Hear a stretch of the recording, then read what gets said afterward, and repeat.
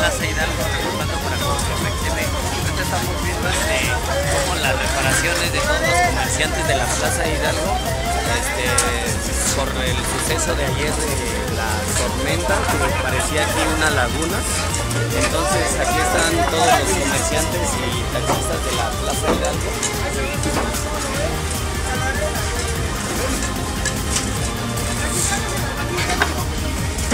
Contamos ahí con el señor Rubén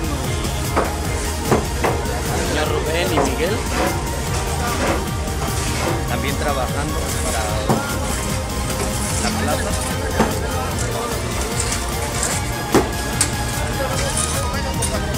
Entonces esto es lo que está sucediendo ahorita aquí en Plaza Hidalgo. Reportó para